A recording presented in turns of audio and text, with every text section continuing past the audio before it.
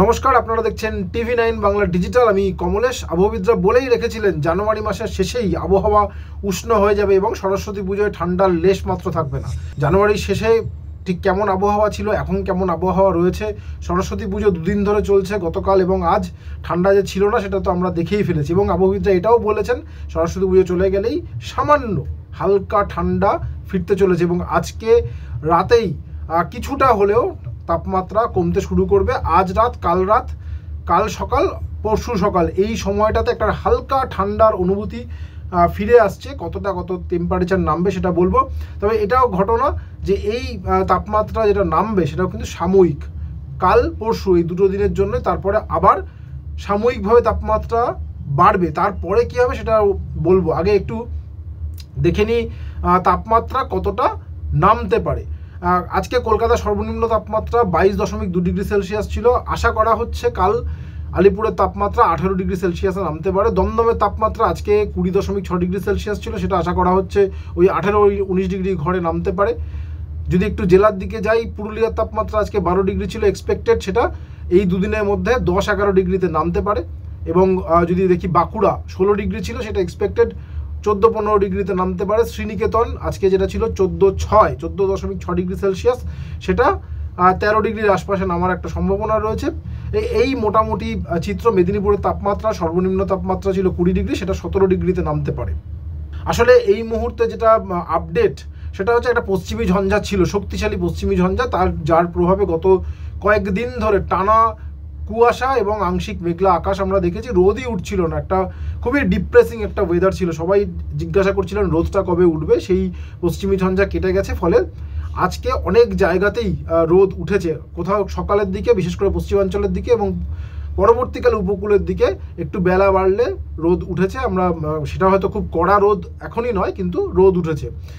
এই রোদ ওঠার ফলে যেটা হয়েছে, এই পয়েন্টটাও খুব গুরুত্বপূর্ণ। এই যে বলছি ঠান্ডা ফিরবে মানে কিন্তু সেটা ওই রাত্রেবেলা এবং ভোরের দিকে। তারপরে বেলা বাড়লে কিন্তু সেই ঠান্ডা খুব একটা আমরা কোনো অনুভূতিই পাবো না। তার কারণ হচ্ছে এই ঠান্ডা হাওয়াটা অতটাও জোরদার নয়। যে পশ্চিমী ঝঞ্ঝা চলে গেল, এবার যে উত্তর দিক থেকে ঠান্ডা শুকনো বাতাসটা আসবে, সেটা এতটাও জোরদার না যে দিনের বেলা আমাদের শীতের পোশাকের প্রয়োজন হবে।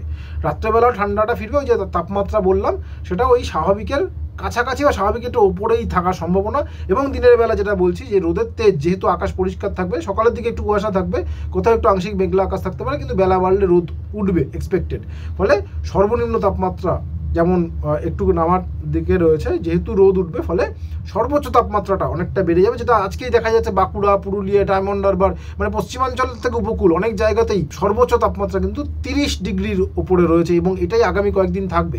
মানে ধরুন পুরুলিয়ার তাপমাত্রাটা, রাতের তাপমাত্রাটা 11 ডিগ্রিতে নামলো, কিন্তু একটু বেলা বাড়লেই তাপমাত্রাটা এত দ্রুত বাড়বে যে সর্বোচ্চ তাপমাত্রা দুপুরে গিয়ে 30 ডিগ্রিতে পৌঁছে যাবে। ফলে তখন আর ওই ঠান্ডার অনুভূতি বেলা বাড়লে পাওয়া যাবে না। এটাই এই মুহূর্তের আপডেট।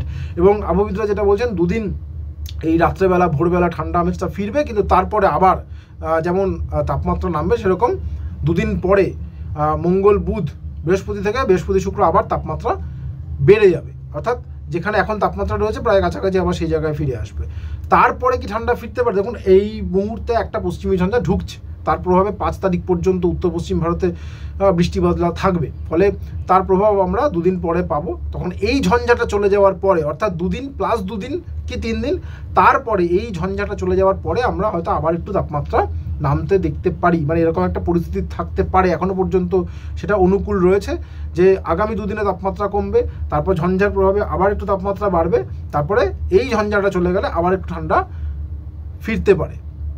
কিন্তু সেটাও যে অনেক দিনের জন্য এরকম নয়। আসল শীতের সময় আমরা বেশি দিনে ঠান্ডা পাইনি, আর এখন তো শীতে একেবারে বিদায়বেলা। আশা করা হচ্ছে যে সেই সময় হয়তো ওই রকম 2 দিন বা 3 দিন রাতের দিকে বা ভোরের দিকে ঠান্ডা আমরা ফেরত পেতে পারি। কিন্তু সেটা কতটা পাবো, কতটা তাপমাত্রা নামবে, আগে এই ঝঞ্ঝাটা যাক, তারপরে আরেকটু ডিটেলে সেটা নিয়ে আলোচনা করা যাবে। আবহাওয়াবিদরা কিন্তু বলেই রেখেছেন মাঘ শেষ হলেই শীত শেষ এবারের মতো। ফলে পড়ে পাওয়া 14 আনার মতো যা পাওয়া যায়, ওই যেটা 2 দিন বললাম, তারপর 2-3 দিন পরে আবার একটু 2 দিন, এই ওঠানামার মধ্যে যেটুকু পাওয়া যায় সেটুকুই প্রাপ্তি। আপাতত সেটুকুই। সঙ্গে থাকার জন্য অনেক ধন্যবাদ।